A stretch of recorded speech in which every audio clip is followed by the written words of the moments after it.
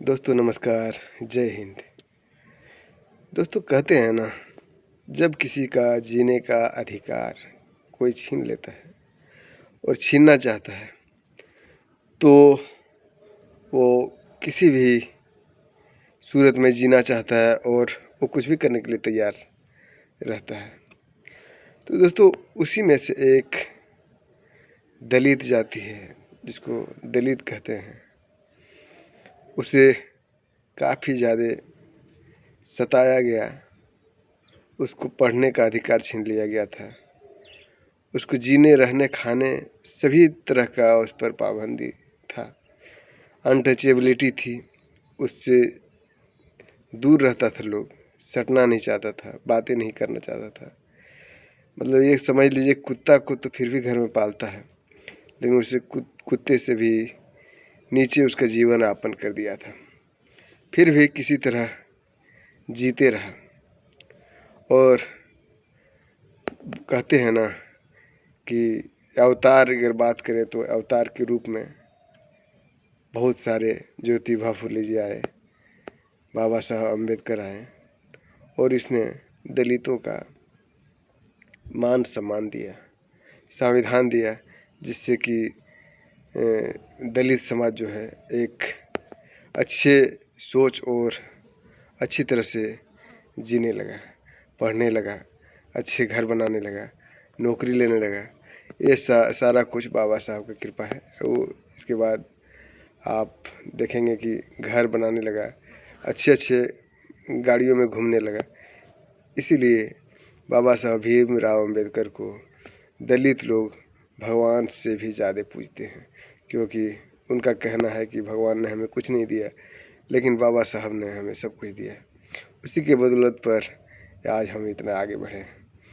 तो बात करेंगे कि 9 तारीख को जो महारैली था बसपा का। दोस्तों बसपा ही एक ऐसा पार्टी है जो कि दलित के लिए सबसे हितैषी है, जैसे कि देखा जाता है। बसपा की महारैली, मायावती की घोषणाएं, निशाने और सेल्फ गोल। काशी राम जी के परिनिर्वाण दिवस पर लखनऊ में याहूत बहुजन समाज पार्टी की महारैली देखने लायक थी। अपार भीड़, बेहिसाब गाड़ियां, राज्य और देश के अलग अलग हिस्सों से लोग, अनुमान लगभग 2 लाख लोगों की मौजूदगी का दावा 5 लाख का भी करता है। लखनऊ में इस तरह की भीड़ और महारैली इससे पहले भी मायावती के नाम ही दर्ज हो शायद, मतलब इससे ज़्यादा नहीं भीड़ आया था कभी। और फिर लगभग 4 साल बाद मायावती लोगों के सामने थी, मुखातिब हुई। वही परिचित अंदाज था। मंच के बीच में अकेली कुर्सी, हल्के रंग का सूट, लिखा हुआ भाषण, सामने नीले रंग में रंगा अपार जनसमूह। इस रैली की 3 प्रमुख बातें थी। एक, लंबे भाषण की शुरुआत में ही सपा को घेरते घेरते मायावती योगी सरकार की तारीफ कर गई। बाद में सरकार की आलोचना की, कानून व्यवस्था पर घेरा, मंदिर मस्जिद और आई लव पर घेरा, लेकिन तब तक देर हो चुकी थी। जिस बात को शायद आखिर में आभार जैसा कहना था, शुरुआत में आ गई थी। और मायावती जी का संबोधन योगी सरकार की तारीफ के तौर पर प्रचारित हो गया। दरअसल मायावती सपा कार्यकाल पर आरोप लगा रही थी कि उन्होंने दलित नायकों के स्मारकों का पैसा दबा लिया है।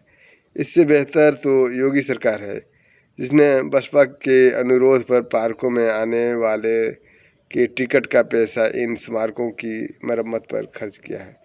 दूसरी अहम बात थी मायावती जी के भतीजे आकाश आनंद की प्रभावी लॉन्चिंग। मायावती के भाषण से ठीक पहले आकाश आनंद का भाषण हुआ। उन्होंने मायावती को 5वीं बार मुख्यमंत्री बनाने के लिए आह्वान किया, जिसका गर्मजोशी से स्वागत हुआ। और मायावती की बाईं ओर लगाई गई सामान्य कुर्सियों में पहली कुर्सी आकाश आनंद की ही थी। मंच से मायावती जी के भाषण से पहले जो नारे लगे उसमें भी आकाश आनंद जिंदाबाद की गूंज रही थी। इतनी ही नहीं, मायावती ने अपने भाषण में कहा कि जैसे आप लोगों ने काशी राम जी के बाद मेरा साथ दिया, वैसे ही मेरे बाद आकाश आनंद का साथ देना। यानी आकाश आनंद का ये प्रॉपर लॉन्च भी हो चुका है। मजबूत कम बैक भी हुई है। उत्तर प्रदेश की बसपा इकाई में उन्हें लेकर जो थोड़ी बहुत खींचतान थी उनका भी आज अंत हो गया है। वैसे लॉन्च केवल आकाश आनंद नहीं हुए, मायावती के मंच पर उनके सबसे करीबी समझे जाने वाले बसपा नेता एडवोकेट सतीश चंद्र मिश्रा भी मौजूद थे। लेकिन लॉन्चिंग हुई इनके बेटे कपिल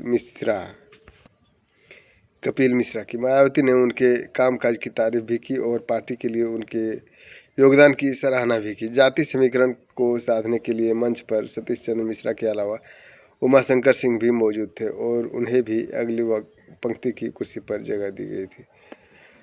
तीसरी अहम बात यह है कि शक्ति प्रदर्शन इस रैली की तैयारी पार्टी की ओर से पिछले कुछ महीने से चल रही थी। पार्टी के कामकाज को जो लोग जानते समझते रहे हैं उन्हें पता होगा कि मायावती साइलेंस एग्जिबिटी वाली राजनीति पर चलती है। बसपा का काम और लामबंदी दिखाई नहीं देती है, लेकिन वो अपने पारंपरिक वोटरों के बीच बहुत समझदारी के साथ संपर्क बनाती है और मोबाइलाइज करती है। लेकिन अगर केंद्रीय स्तर पर एक आवाज़ लंबे समय तक सुनाई न दे तो राजनीति में इसके संदेश गलत जाते हैं। केवल पारंपरिक वोटरों के दम पर राजनीति में सत्ता मिलती नहीं है और जिन्हें जोड़ना है उन्हें सार्वजनिक संदेश देना जरूरी होता है। गुरुवार की महारैली इस लिहाज से काफ़ी महत्वपूर्ण थी, जहां से एक संदेश मायावती जी के ने अपने कार्यकर्ताओं, वोटरों और प्रतिद्वंदियों को देने की कोशिश की है।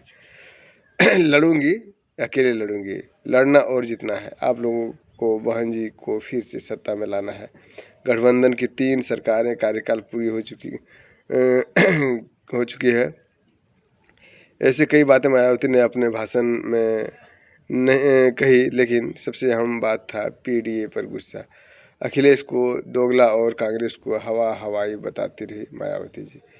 हमला केंद्र पर भी था। मुफ्त का अनाज लोगों को गुलाम और लाचार बनाने के लिए ईवीएम में धांधली करके बसपा को चुनाव जीतने से रोका गया। आज उसी ईवीएम पर सवाल उठ रहे हैं। संभावना है कि आने वाले समय में चुनाव वापस बैलेट पेपर पर हो। लोगों को मजहब के नाम पर लड़वाया जा रहा है। घोषणा पत्रों के आधे से अधिक वादे अधूरे हैं। ऐसे कई तल्ख हमने मायावती ने केंद्र पर भी किए, लेकिन संविधान हाथ में लेकर किस्म किस्म की नाटकबाजी कर रहे हैं से लेकर सपा का चरित्र दोहरा और दोगला सत्ता में रहते हुए पीडीए याद नहीं आता।